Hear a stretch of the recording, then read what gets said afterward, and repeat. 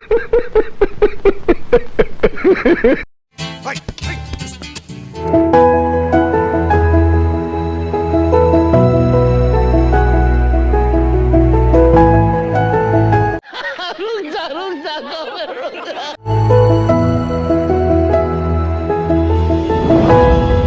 सब क्या देखना पड़ रहा है? अच्छा है मैं अंधा हूँ। और दोस्तों साहब जी तो ऐसे घूम रहे हैं जैसे लोग शादियों में घूमते हैं, क्योंकि दोस्तों विदेशी मेहमानों के साथ सेल्फी लेकर इनकी छवियां बन जाती हैं। और दोस्तों हमारे देश की गरीब जनता लकड़ी पे खाना बनाती है। ये भगवान क्या जुल्म है। क्योंकि दोस्तों साहब जी को पता है किसानों के खाते में 2000 का नोट है देना, और दोस्तों जनता को उल्लू बनाकर ओठे ले लेना।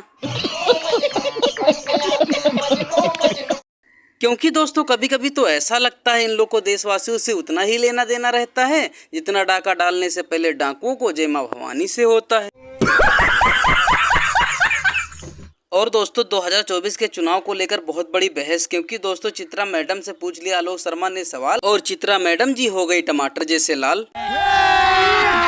अभी मजा आएगा ना भिड़। बीजेपी का प्रवक्ता मोदी जी की आलोचना सुन सकता है, लेकिन चित्रा त्रिपाठी नहीं सुन सकती। आप शांति से सुनिए जरा, शांति से सुनिए जरा। अगर हमारे यहाँ पर पंडाल बनता है और इतने बड़े आयोजन में पूरे सोशल मीडिया पर चल रहा है कि उस पंडाल में पानी भर गया, और वो पंडाल का ठेका अभी तक जो खबर आ रही है उसमें बिना टेंडर के दिया गया, 3-4 कंपनियों ने सारे काम किए, क्या इसके ऊपर आलोचना नहीं होनी चाहिए? अरे रुको जरा, सब्र करो। वो पानी जो पंडाल में भरा उससे तो पूरे देश में और विश्व में पूरा डंका बज रहा होगा। आप लोग किस तरह की बात करते हैं? जो सवाल उठाए जाने चाहिए वो सवाल उठाए जाएंगे। ब्रिक्स से आए, बड़ा ढोल नगाड़े पिटे। मैं चित्रा जी आपसे पूछता हूं, हिंदुस्तान की ब्रिक्स समिट से क्या 2 चीजें मिली, जरा आप बता दीजिए।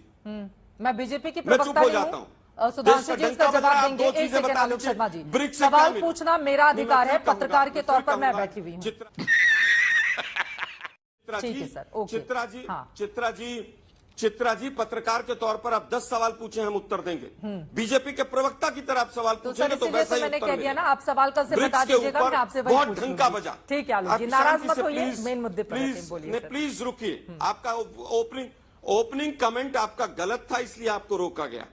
53 देशों को अफ्रीका में कर्ज मुक्ति मिल जाएगी और हिंदुस्तान के ऊपर 3 गुना कर्जा हो गया, उसके ऊपर भी सवाल पूछ लें आप। पूछ लेती हूँ, दिखा रहा पता नहीं क्या बम पूछ लेती हूँ मैं सुधांशु जी से। इतना 1 मिनट सुनिए ना मैडम। हाँ। ये पागल हो गया। सुनिए ना मैडम, 1 मिनट। आप पूरे मेरे वक्तव्य के बीच में बोलती रहिए, क्योंकि आप बीजेपी की आलोचना नहीं सुन सकती, इसलिए व्यक्तिगत तौर पे कह रहा हूं मैं आपसे।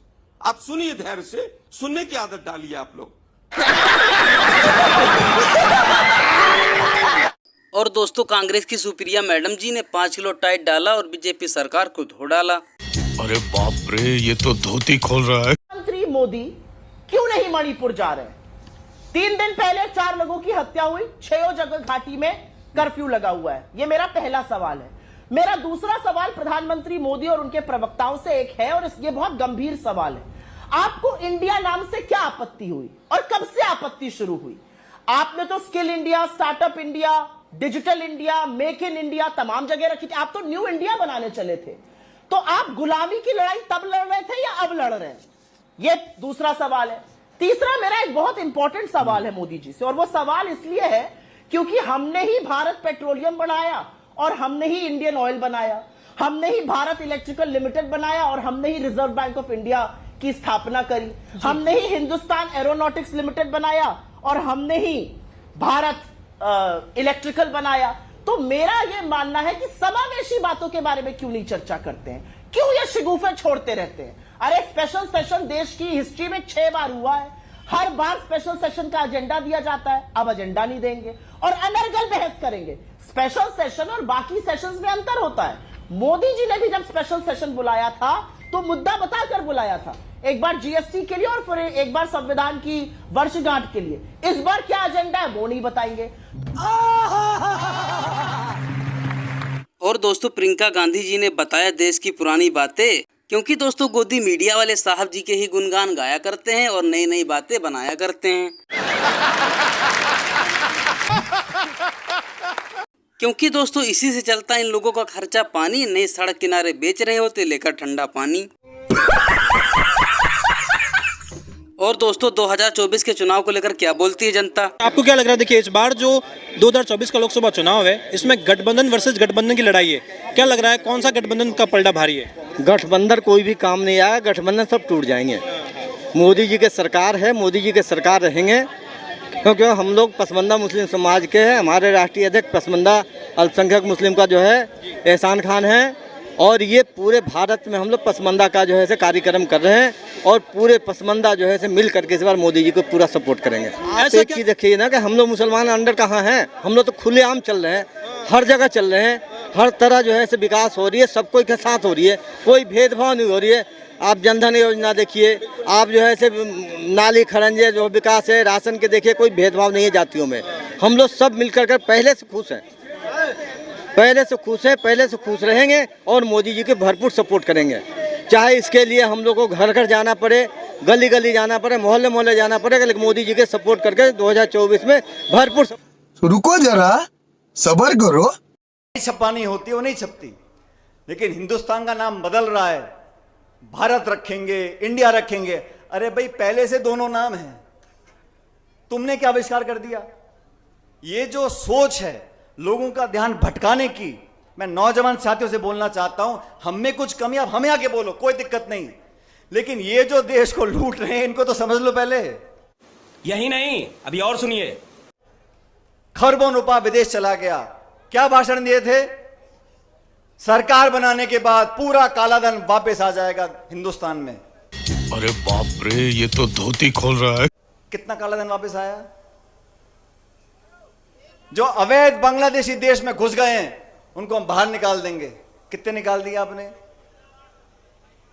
ये झूठ और पाखंड की राजनीति ये जनता समझती है, और इसका परिणाम हमने कल देखा। ये बड़े बड़े रथ पर परिवर्तन यात्रा निकालने आए थे कल दौसा में। मुरारी जी, कितने लोग थे दौसा में? क्यों भाई? 200-300 कार्यकर्ताओं को लेकर परिवर्तन यात्रा करने जा रहे हो। अरे बड़े भाइयों, खिड़कियां खोल लो, देख लो जनता कहां खड़ी है। इनके पल्ले कुछ नहीं है, मेरी बात समझो, इनके पल्ले कुछ नहीं है, सिर्फ ध्यान भटकाना, लोगों को भड़काना, धर्म जाति की बात करना। और अभी तो रुको, क्लाइमैक्स अभी बाकी है। नरेंद्र मोदी जी वो शख्सियत है जिनका डंका पूरे विश्व में बज रहा है, और पाकिस्तान को कुछ भी, समझ रहे हो? गर्व से कहता हूं, भारत की जनता है ही सबसे अच्छी जनता अगर है तो भारत की है। तेरा तो गेम बजाना पड़े। देश के प्रधानमंत्री झूठ बोलते हैं और आप लोग तालियां बजा रहे हैं। पूरे देश को झूठ पर ताली बजाने की आदत डाल दी। बात तो सही है। मुद्दे पर आते हैं। मणिपुर से देश के प्रधानमंत्री क्यों भाग रहे हैं? मणिपुर पर गौरव भाटिया जी क्यों नहीं चर्चा करना चाहते हैं? क्योंकि डबल इंजन की सरकार ने उस राज्य को तबाह कर दिया। ये बड़ी अच्छी बात कही आप। वो भविष्य है, आज भविष्य है, जनता सर्वोपरि है। मणिपुर की जनता सर्वोपरि नहीं है क्या?